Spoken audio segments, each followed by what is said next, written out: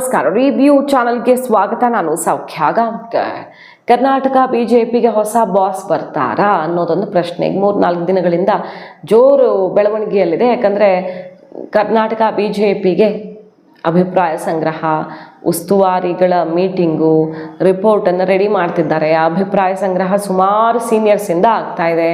ಯಾರ್ಯಾರ ಅಭಿಪ್ರಾಯ ಏನು ಬಂದಿದೆ, ವಿಜಯೇಂದ್ರ ಸದ್ಯಕ್ಕೆ ಏನು ಮಾಡಲಿದ್ದಾರೆ, ವಿಜಯೇಂದ್ರ ಹುದ್ದೆ ಇರುತ್ತೆ ಆದರೆ ಬೇರೆ ಹುದ್ದೆ ಸಿಗುತ್ತಾ ಅಥವಾ ಇರುವಂಥ ಹುದ್ದೆನೇ ಇರುತ್ತಾ, ಹೈಕಮಾಂಡ್ ಪ್ಲ್ಯಾನ್ ಏನು, ಮೂಲಗಳ ಮಾಹಿತಿ ಡೀಟೇಲ್ಸ್ ಇರ್ತಾ ಹೋಗ್ತೀವಿ. ಮಿಸ್ ಮಾಡದೆ ನಮ್ಮ ಚಾನಲ್ನ ಸಬ್ಸ್ಕ್ರೈಬ್ ಮಾಡಿ, ನಿಮ್ಮ ಅಭಿಪ್ರಾಯ ಕಮೆಂಟ್ ಮಾಡಿ ತಿಳಿಸಿ. ಎಸ್ ವೀಕ್ಷಕರೇ, ವಿಜಯೇಂದ್ರ ಅವ್ರಿಗೆ ಏನು ಕಥೆ? ಹಾಗಾದರೆ ಸದ್ಯದ ಮಾಹಿತಿಯ ಪ್ರಕಾರ ನಿತಿನ್ ಅಭಿನ್ ಅವರಿಂದ ಹಿಡಿದು ಎಲ್ಲ BJP ಪ್ರಮುಖ ನಾಯಕರು ಆಗಮಿಸಲಿದ್ದಾರೆ ಮತ್ತು ಆಲ್ರೆಡಿ ಆಗಮಿಸಿದ್ದಾರೆ. ಕೋರ್ ಕಮಿಟಿಯಲ್ಲಿ ಹಲವರಿಗೆ, ಹೊಸಬರಿಗೆ, ಯುವಕರಿಗೆ ಅವಕಾಶ ಮಾಡಿಕೊಡೋದು, ಜಿಲ್ಲಾವಾರು ಪ್ರಚಾರಕರಂತೆ RSS ಮಾಡೆಲಲ್ಲಿ ಜವಾಬ್ದಾರಿ ವಹಿಸೋದು, ಇಡೀ ರಾಜ್ಯ ಪ್ರವಾಸ ಮಾಡಬೇಕು, ತಳಮಟ್ಟದಲ್ಲಿ ಸಂಘಟನೆ ಮಾಡೋ ಮೂಲಕ ಮುಂದಿನ ಚುನಾವಣೆ ತಯಾರಿ BJP ಅಧಿಕೃತವಾಗಿ ಶುರು ಮಾಡಿದೆ. ಈಗ ನಾಯಕತ್ವದ ಕ್ಲಾರಿಟಿನೂ ಕೊಡಬೇಕಾಗಿದೆ ಅನಿವಾರ್ಯವಾಗಿ. ಏನಾಗುತ್ತೆ ಹಾಗಾದರೆ? 30 ಜನ ಪ್ರಮುಖ ನಾಯಕರಿಂದ ಅಭಿಪ್ರಾಯ ಸಂಗ್ರಹ ಮಾಡಿದ್ದಾರೆ. 30ರಲ್ಲಿ ಬಹುತೇಕರು ವಿಜಯೇಂದ್ರ ಕೆಳಗಿಳಿಸಿದ್ರೆ ಸಮಸ್ಯೆ ಆಗುತ್ತೆ ಪಕ್ಷಕ್ಕೆ ಅಂತಾನೆ ಹೇಳಿದ್ದಾರೆ. ಕೆಲವರು ಇಲ್ಲ, ವಿಜಯೇಂದ್ರ ಬೇಡವೇ ಬೇಡ, ಅವ್ರು ಎಲ್ಲರನ್ನ ವಿಶ್ವಾಸಕ್ಕೆ ತಗೊಳ್ಳಲ್ಲ ಅಂತ ಅಭಿಪ್ರಾಯ ಕೊಟ್ಟವರು ಇದ್ದಾರೆ. ಆದರೆ ತಟಸ್ಥವಾಗಿರುವವರು, ವಿಜಯೇಂದ್ರ ಪರ ಮಾತಾಡಿರೋರು ಕೊಂಚ ಅವ್ರಿಗೆ ವಿರೋಧಿಸಿರೋರ್ಗಿಂತ ಜಾಸ್ತಿ ಇದೆ ಅನ್ನೋದು ಸಿಗ್ತಿರೋ ಮಾಹಿತಿ. ತಟಸ್ಥವಾಗಿ ಉಳ್ಕೊಂಡಿದ್ದಾರೆ. ಯಾವ ರೀತಿ ಅಂದರೆ, ನೀವು ಹೈಕಮಾಂಡ್ ಅವರೇ ಒಂದು ತೀರ್ಮಾನ ತಗೊಳ್ಳಿ, ನಾವು ಯಾರ ಹೆಸರು ಹೇಳಿದ್ರು ಪಕ್ಷದಲ್ಲಿ ಸಮಸ್ಯೆ ಮುಂದುವರ್ಕೊಂಡು ಹೋಗೋ ಹಾಗೆ ಕಾಣಿಸುತ್ತೆ, ಜಟಾಪಟಿ ಇದು ಹೇಳತೀರದಾಗಿದೆ, ಸೊ ನೀವೇ ಒಂದು ತೀರ್ಮಾನ ತಗೊಂಡ್ಬಿಡಿ, ನಿರ್ದೇಶನ ಕೊಟ್ಟು ಬಿಡಿ ಎಲ್ಲರಿಗೂ ಅನ್ನೋ ರೀತಿಯಲ್ಲಿ ಹೈಕಮಾಂಡ್ಗೆ ಅಭಿಪ್ರಾಯ ತಿಳಿಸಿರೋರು ಕೆಲವರು. ಮತ್ತು ಮಿಶ್ರ ಪ್ರತಿಕ್ರಿಯೆ ಎರಡೂ ಕಡೆನೂ ಬಂದಿದೆ. ಬಟ್ ವಿಜಯೇಂದ್ರ ಈ ಟೈಮಲ್ಲಿ ಇಳಿಸಿದ್ರೆ ಪಕ್ಷಕ್ಕೆ ಕಷ್ಟ ಆಗಬಹುದು.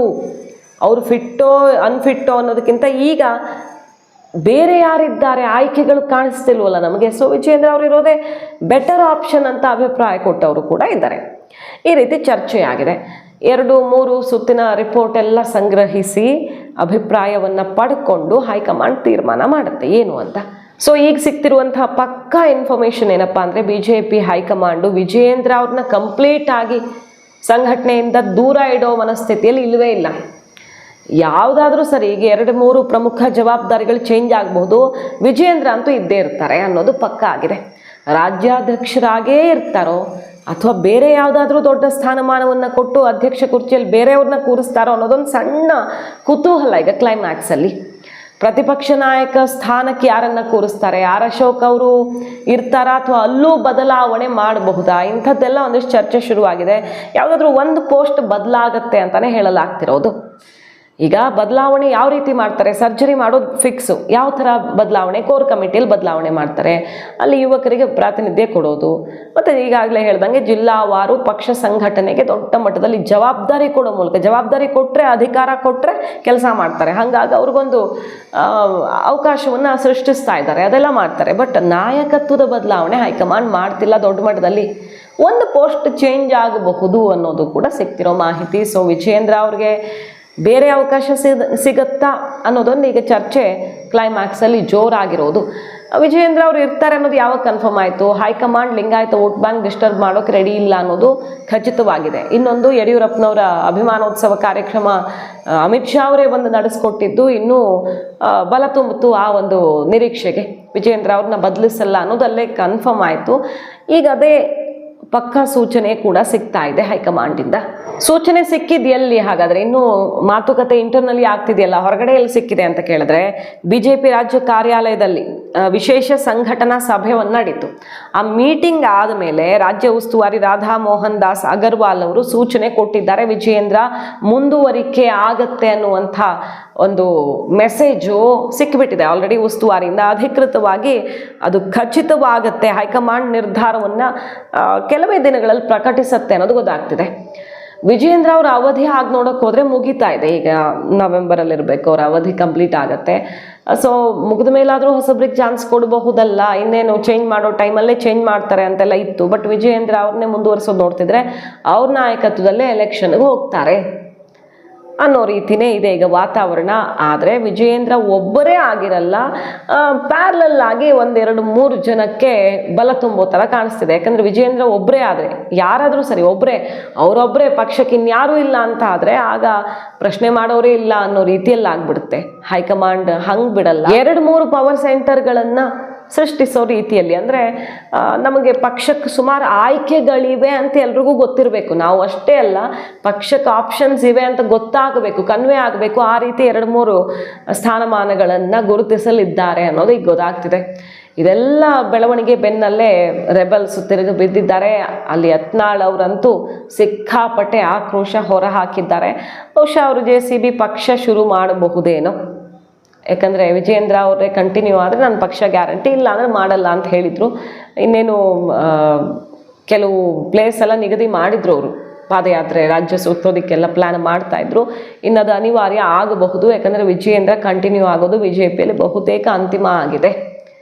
ಇನ್ನು ಸುನೀಲ್ ಕುಮಾರ್ ಅವರು, ಸುಮಾರು ಜನ ಎಲ್ಲ ಪ್ರಯತ್ನ ಮಾಡ್ತಾ ಇದ್ದಾರಲ್ಲ, ಏನಾದರೂ ಸ್ಥಾನಮಾನ ಅವ್ರಿಗೆ ಒದಗಿ ಬರುತ್ತಾ ಅನ್ನೋ ಚರ್ಚೆಗಳು ಸುಮಾರು ದಿನಗಳಿಂದ ನಡೀತಾನೆ ಇರೋದು. ಸೊ ಅವ್ರಿಗೇನಾದರೂ ಪ್ರತಿಪಕ್ಷ ನಾಯಕ ಸ್ಥಾನ ಸಿಗುತ್ತಾ, ಪ್ರತಿಪಕ್ಷ ನಾಯಕ ಸ್ಥಾನಕ್ಕೆ ಏನಾದರೂ ವಿಜಯೇಂದ್ರ ಬಂದು ಅಧ್ಯಕ್ಷ ಸ್ಥಾನಕ್ಕೆ ಬೇರೆ ಹೋಗ್ತಾರಾ, ಈ ಥರ ಹಲವು ಆಯಾಮಗಳಲ್ಲಿ ಚರ್ಚೆ ಆಗ್ತಿದೆ. ಒಂದು ಕಡೆ ಇರ್ತಾರೆ BYV, ಒಂದಿಷ್ಟು ಸರ್ಪ್ರೈಸ್ಗಳನ್ನು ಕೊಡಬಹುದು ಅಂತ. ಕರ್ನಾಟಕ ಕಾಂಗ್ರೆಸ್ಸಲ್ಲಿ ಈಗ ಜೋರು ಕುತೂಹಲ ಇದೆ ಅಲ್ವಾ, ನಾಯಕತ್ವದ ವಿಚಾರದಲ್ಲಿ. ಯಾರನ್ನ ಉಳಿಸಿದ್ರು ಅಥವಾ ಯಾರನ್ನು ಬದಲಿಸಿದ್ರೂ ಕೂಡ ಏನೋ ಒಂದು ಡೆವಲಪ್ಮೆಂಟ್ ಆಗುತ್ತೆ, ಅದನ್ನೇ ಎದುರಿಸೋದಕ್ಕೆ ರೆಡಿ ಇರಬೇಕು. ಕುಮಾರಸ್ವಾಮಿ ಅವರ ನಡೆ ಬೇರೆ ಈಗ ಅಚ್ಚರಿಗೆ ಕಾರಣ ಆಗಿದೆ. ಯಾಕಂದರೆ BJP ಒಳಗಡೆನೇ ಆಪರೇಷನ್ ಶುರು ಮಾಡಿಬಿಟ್ಟಿದ್ದಾರೆ. ಕಾಂಗ್ರೆಸ್ ಬಿಟ್ಟು BJPಗೆ ಬಂದ ಅಖಂಡ ಶ್ರೀನಿವಾಸ ಮೂರ್ತಿ ಅವ್ರ ಮನೆಗೆ ಹೋಗಿ ಮಾತಾಡಿದ್ರು. ಅವ್ರ ಮನೆಗೆ ಯಾಕೆ ಹೋದರು, ಅವರು JDS ಸೇರ್ತಾರೆ ಅಂತ ಹೇಳಿದ್ದಾರೆ ಈಗ. ಸೊ ಏನು ಕುಮಾರಸ್ವಾಮಿಯವರು ಸ್ವಲ್ಪ ಡಿಸ್ಟರ್ಬ್ ಆಗಿದ್ದಾರೆ ಈ ಸಲ ಅಂತಾನೆ ಅನ್ನಿಸ್ತಾ ಇದೆ. ಮೈತ್ರಿಯಲ್ಲಿ ಹೈಕಮಾಂಡ್ ಮಟ್ಟದಲ್ಲಾದರೂ ಸರಿ ಇತ್ತು, ಇಲ್ಲಿ ರಾಜ್ಯದಲ್ಲಿ ಸರಿ ಇರಲಿಲ್ಲ, ಎಲ್ಲ ಒಡೆದು ಬಿದ್ದಿತ್ತು ಬಿಡಿ ಮೈತ್ರಿ ವಿಚಾರದಲ್ಲಿ. ಬಟ್ ಮೇಲಿನವ್ರ ಮಾತಂಗೆ ಬೆಲೆ ಕೊಟ್ಟು ಸುಮ್ಮನಿದ್ರು. ಬಟ್ ಕುಮಾರಸ್ವಾಮಿಯವರು ಸ್ವಲ್ಪ ಈಗ ತನ್ನ ನಂಬರ್ ಎಲ್ಲ ಜಾಸ್ತಿ ಮಾಡ್ಕೊಳ್ಳೋಕೆ ನಿಂತಂಗೆ ಕಾಣಿಸ್ತಾ ಇದೆ. ಕುಮಾರಸ್ವಾಮಿಯವರು ರೆಬಲ್ಸನ್ನು ಆಪರೇಟ್ ಮಾಡುವಲ್ಲಿ ಇನ್ನೂ ಚುರುಕಾಗಬಹುದು. ವಿಜಯೇಂದ್ರ ಅವ್ರು ಕನ್ಫರ್ಮ್ ಆಗ್ತಿದ್ದಂಗೆ ಸದ್ಯ ಈಗಲೇ ಮೈತ್ರಿ ಮುರಿದು ಬೀಳತ್ತೆ ಅಂತಲ್ಲ, ಯಥಾಸ್ಥಿತಿಯಲ್ಲಿ ಇರ್ತಾರೆ, ಯಥಾಸ್ಥಿತಿ ಕಾಯ್ಕೊಂಡು ಹೋಗೋದು. ಆದರೆ ಕೆಲವು ದಿನಗಳಲ್ಲಿ ಈ ಆಪರೇಷನ್ ಸೀಕ್ರೆಟ್ ಜೋರಾಗಬಹುದು. ರಮೇಶ್ ಜಾರಕಿಹೊಳಿ, ಇನ್ನು ವಿಜಯೇಂದ್ರ ಬೇಡ ಅಂತ ಯಾರ್ಯಾರು ಹೇಳ್ತಿದ್ರು, ಕುಮಾರ್ ಬಂಗಾರಪ್ಪ ಸೇರಿದಂತೆ ಮಧ್ಯ ಕರ್ನಾಟಕದವರು, ಅಲ್ಲಿ ಶಿವಮೊಗ್ಗದವರು, ಬ್ಯಾಂಗ್ಳೂರವರು, ಉತ್ತರ ಕರ್ನಾಟಕದವರು ಈ ಥರ ಸಿಗ್ತಾರೆ JDSಗೆ. ಸೊ ಆಪರೇಷನನ್ನು ಚುರುಕುಗೊಳಿಸಬಹುದು. ಕುಮಾರಸ್ವಾಮಿ ಅವ್ರಿಗೀಗ ಪ್ರದೇಶವಾರು ಬಲ ಬೇಕು. BJP ಜೊತೆ ನಾಳೆ ಹೋದರೂ ಕೂಡ BJP CM ಫೇಸೇ ಮುಂದೆ ತಂದು ಬಿಟ್ಟರೆ ಯಾರಿಗೆ ಕತೆ ಬೇಕಿದು. ಹಾಗಾಗಿ ಕುಮಾರಸ್ವಾಮಿ ಅವರೇ ಆಪ್ಷನ್ ಆಗಬೇಕು ಅಂದರೆ ಸ್ಟ್ರಾಂಗ್ ಲೀಡರ್ಸ್ ತನ್ನ ಜೊತೆ ನಿಲ್ಲಬೇಕು, ತನ್ನ ಬಲ ಹೆಚ್ಚಾಗಬೇಕು, ಶಾಸಕರ ಸಂಖ್ಯೆ ಕೂಡ ಚೆನ್ನಾಗಾಗಬೇಕು ಅನ್ನೋ ಪ್ರಯತ್ನ ಶುರುವಾಗ್ಬಿಟ್ಟಿದೆ. ಅವರು ಈಗ ಒಂದು ಕಡೆ DK ಶಿವಕುಮಾರ್ ಅವ್ರನ್ನ ಟಾರ್ಗೆಟ್ ಮಾಡ್ತಿದ್ರೆ, ಇನ್ನೊಂದು ಕಡೆ BJPನೇ ಅವರ ಟಾರ್ಗೆಟ್ ಅನ್ನೋದು ಕೂಡ ಕಾಣಿಸ್ತಾ ಇದೆ. ಮೈತ್ರಿಯಲ್ಲಿ ಇದ್ದುಕೊಂಡೇ ಲೆಕ್ಕಾಚಾರ ಚೇಂಜ್ ಆಗಿದೆ ಅಂತ. ಸೊ ಇನ್ನು ಮುಂದೆ ರಮೇಶ್ ಜಾರಕಿಹೊಳಿ ಆ್ಯಂಡ್ ಟೀಮ್ ಏನು ಮಾಡುತ್ತೆ ಅನ್ನೋದನ್ನು ಕಾದು ನೋಡಬೇಕು. ವಿಜಯೇಂದ್ರ ಅವ್ರಿಗೆ ಪಟ್ಟ ಫಿಕ್ಸ್ ಆಗಿರೋದ್ರಿಂದ ಕುಮಾರಸ್ವಾಮಿ ಅವರ ರಣತಂತ್ರ ಕೂಡ ಈಗ ಚೇಂಜ್ ಆಗಬಹುದು. ಮುಂದೆ ರಾಜ್ಯಾಧ್ಯಕ್ಷ ಚೇಂಜ್ ಆಗಬೇಕು ಅಂದರೆ ಎದಕ್ಕೆ ಬೇರೆ ಆಗ್ಬೇಕಂದ್ರೆ ಬೇರೆ ಯಾರು ಆಗಬೇಕು ಅಂತೇಳಿ ನಿನ್ನ ಜಾರಕಿಹೊಳಿ ಕೂಡ, ರಮೇಶ್ ಜಾರಕಿಹೊಳಿ ಕೂಡ ಅಟೆಂಡ್ ಆಗಿದ್ರು ಅಂತೇಳಿ. ಸೊ ನಿಮಗೇನಾದರೂ ಮಾತುಕತೆ ಆಗಿದೆ? ಇಲ್ಲ, ನನಗೇನು ಮಾತುಕತೆ ಆಗಿಲ್ಲ. ಬರೀ ಇವರು ಏನು ಮಾಡ್ಯಾರ, ಒಂದು 35 ಮಂದಿನ ಅಟೆ ಸೆಲೆಕ್ಷನ್ ಮಾಡ್ಯಾರ. ಹಂಗೆ ಮಾಡಬಾರ್ದು. ಈಗಿರುವಂಥ ಎಲ್ಲ ಹಾಲಿ ಶಾಸಕರನ್ನ, ಹಾಲಿ ಸಂಸದರನ್ನ ಮತ್ತು ಮುಂದಿನ ದಿವಸಗಳಲ್ಲಿ ಬಹುತೇಕವಾಗಿ ಮಾಜಿ ಇದ್ದವ್ರನ್ನ ಹೆಚ್ಚು ಕಡಿಮೆ ಒಂದು 70% ಅವರಿಗೆ ಕೊಡ್ತಿರ್ತಾರೆ ಟಿಕೆಟ್ ಅಂತ ಎಲ್ಲ ಅಭಿಪ್ರಾಯ, ಕಾರ್ಯಕರ್ತರ ಅಭಿಪ್ರಾಯ ತೋರ್ಬೇಕು, ಸರ್ವೆ ಮಾಡಬೇಕು. ಅಲ್ಲಿ ಯಾರ ಪ್ರಧಾನ ಏನು ಅವರು ರಾಜ್ಯ ಏನು ಪದಾಧಿಕಾರಿಗಳು ಅದಾರಲ್ಲ, ಅವರೆಲ್ಲ ಅವ್ನ ಚಮಚಗಳು ಅದಾರ. ಆ ಚಮಚಗಳು ಪ್ರೀತಮ್ ಗೌಡ, ಆ ರಾಜೀವ ಮತ್ತು ಅಮ್ಮೇಶ್ ಗೌಡ, ರುದ್ರೇಶ, ಇವ್ರೇನು ಹೇಳೋರು? ಹಾಂ, ಅವ್ರ ಪರನೇ ಹೇಳಬೇಕಲ್ಲ. ಇವಕ್ಕೆ ಎಂದೂ ಪ್ರಧಾನ ಕಾರ್ಯದರ್ಶಿ ಆಗಲಾರ್ದಂತ ಮಾಡ್ಕೊಂಡು ಕೂತಾನವ. ಅವು ಅಂದರೆ ಅದಾರ ಅವ್ ಮುಖದ ಮ್ಯಾಗ. ಇವ್ರ ಪಕ್ಷ ಕಟ್ಟೋರ ತನ್ನಿಸ್ತೈತೆ ಅವ ಯಾವ ಸರ್ನು ತಳ್ಳಳ್ಳಿ ಅತ್ತ. ಎಲ್ಲದು ಅವನ್ನ ವ್ಯವಸ್ಥೆ ಮಾಡು, ರಾತ್ರಿ ವ್ಯವಸ್ಥೆ ಮಾಡು ಗ್ಯಾಂಗ್ ಅದು ವಿಜೇಂದ್ರಗೆ. ಅಂಥವ್ನು ತೊಗೊಂಡು ಪಾರ್ಟಿ ಕಟ್ಲಾಕ ಏನು ಮಾಡ್ಲಕತ್ತಾನೆ. BJPನ ಹಾಳು ಮಾಡಿ ಅಲ್ಲಿ ಮೋದಿಯವರು ಹಗಲ ರಾತ್ರಿ ದುಡಿತಾರೆ. ಇಲ್ಲಿ ಕರ್ನಾಟಕಕ್ಕೆ ತುಡುಗರು ಕಾಯಕ್ಕೆ ಕೊಟ್ಟಾರ, ಏನು ಮಾಡೋದು? ಮಾಹಿತಿ ಇಷ್ಟ ಆಗಿದ್ರೆ ಮಿಸ್ ಮಾಡಿದ್ರೆ ನಮ್ಮ ಚಾನಲ್ನ ಸಬ್ಸ್ಕ್ರೈಬ್ ಮಾಡಿ, ನಿಮ್ಮ ಅಭಿಪ್ರಾಯ ಕಮೆಂಟ್ ಮಾಡಿ ತಿಳಿಸಿ. Thank you.